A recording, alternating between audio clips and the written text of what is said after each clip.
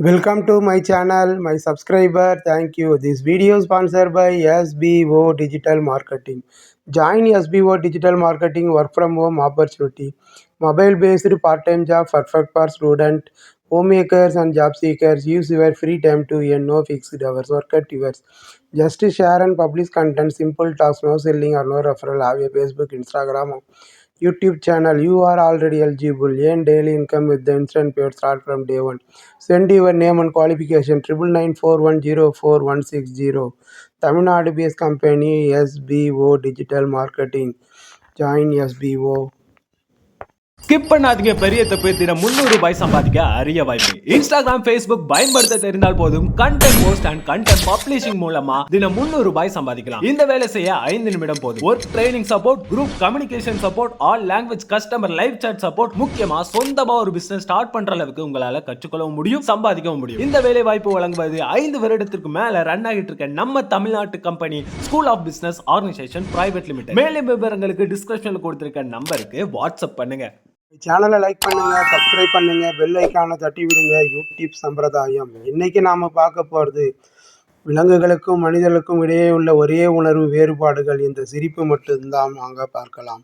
ஒரு முறை மட்டுமே பயணிக்க முடிந்த அற்புதமான பயணம்தான் வாழ்க்கை. எப்போது தொடங்கினோம் என்று தெரிந்தும் எப்போது முடியும் என்று தெரியாமலும் பயணம் செய்கிறோம். இந்த பயணத்தில் எதிர்வரும் அனுபவங்களை ஒவ்வொருவரின் வாழ்க்கையும் நிர்ணயிக்கிறது. அது மகிழ்ச்சிகரமானதாகவோ அல்லது கவலைக்குரியதாகவோ மாற்றுகிறது. ஆனால் மகிழ்ச்சிகரமான வாழ்க்கையை வாழ்வதற்கான ரகசியத்தையும் நம்மிடம் தந்தே படைத்திருக்கிறார் இறைவன். ஆம், சிரிப்புதான் அந்த ரகசியம். விலங்குகளுக்கும் மனிதர்களுக்கும் இடையில் உள்ள ஒரே உணர்வு வேறுபாடு அந்த சிரிப்பு மட்டுமே. காதல், பசி, உறக்கம், சினம் போன்ற உணர்வுகள் இந்த பூமியில் படைக்கப்பட்ட அனைத்து உயிர்களுக்கும் பொதுவானவை, சிரிப்பை தவிர்த்து.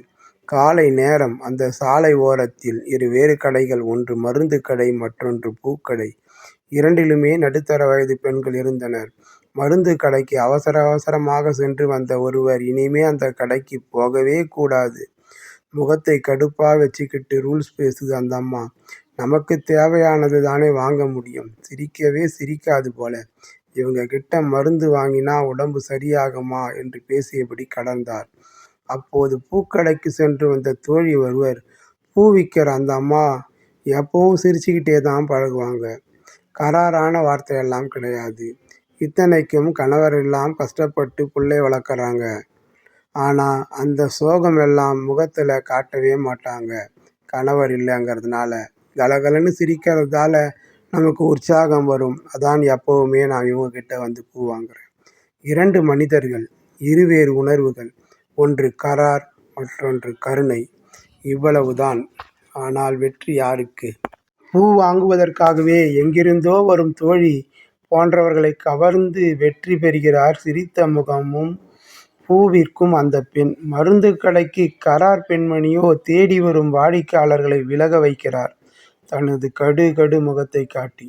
வெற்றிக்கு தடையான பொறாமை, கோபம், வன்மம் இவற்றை தவிர்த்து அன்பு, நேசம், பாசம் இவற்றை பகிர்ந்து கொள்வோம்.